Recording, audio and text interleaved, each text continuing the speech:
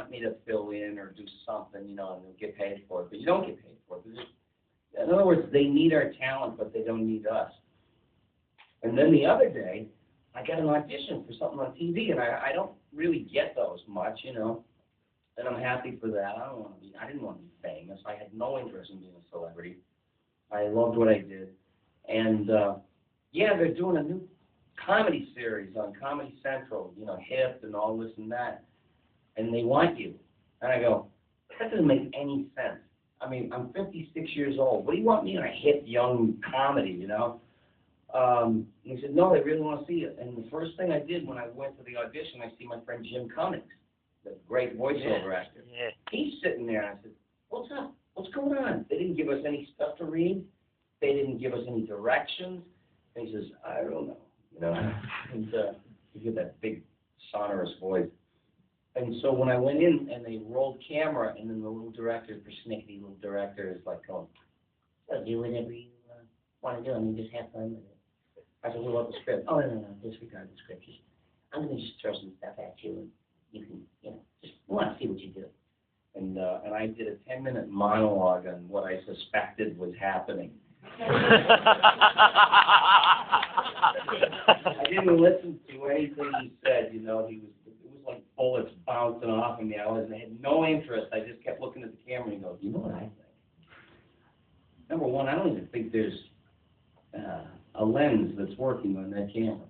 I think there's a cap on it, and you're taping this, or whatever. But they wanted to see what we could do, and stuff we could just pull out of our ass on demand and be funny. Most of the voiceover people I know can piss circles around most actors that I ever heard of, and they are actors, and a lot funnier than like funny people. So our job this time around was to teach beautiful people how to be funny. You know, that was the whole idea of it, is like take what we did and how we screw around and play like little children and play it for beautiful people that need to learn how to be funny. And they're co-opting what it is that we have. So I really got angry over that. And then you read about what I said, and there's like, man, the guy sure is good, or man, the guy, you know. And it's not even that. It's just like you can't sit there and laugh while somebody's stealing your shoes. I'll never go up for any more of these things because I know exactly what they're trying to do. I've even taken tape recorders to sessions to where you're auditioning, clicked it on, did my bit, and then 2 years later you see somebody mouthing the same exact ad-lib in a movie, a cartoon movie.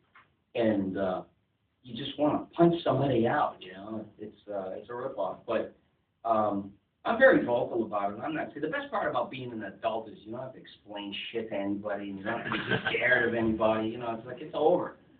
So I say plenty, and they always go, "You were worried? Aren't you worried you're going to get, taken care of, bawled out, or whatever?" I said, no. You know why? Because somebody has to say it. Mostly people are scared to say it. I'm not. I mean, it may be foolish, but I have to be true to who and what I am. When I'm not performing, I have things to say about the industry. You know, I think people can come along and change that one of these days. Maybe the trend will just die out when people realize, wait a minute, I can only hear so many Brad Pitts attempting to do a character. You know, why don't you use my brother or the plumber? You know, I mean, who cares? If you can't see the guy's face, what difference does it make?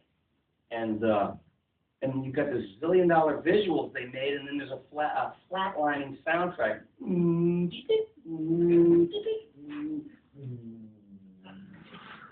it's Brad Pitt. And it's David Schwimmer, and it's this one, David Spade, you know. I don't know. But it's something to think about if that's the kind of stuff that you want to get into.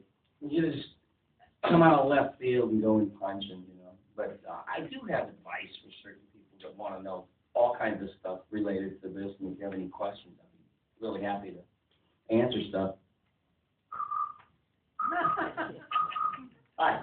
Completely unrelated, but Thanks. I do enjoy your ramblings about your rant about Hollywood screen actors stealing the voice work. Yeah. Well, they're not stealing; they get offered it. It's not like they go banging down the doors.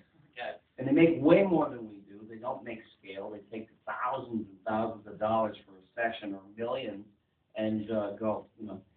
I just wanted to do it for my kid. Well, you do make an extremely valid point, especially And a good woman, too. God, tell me more.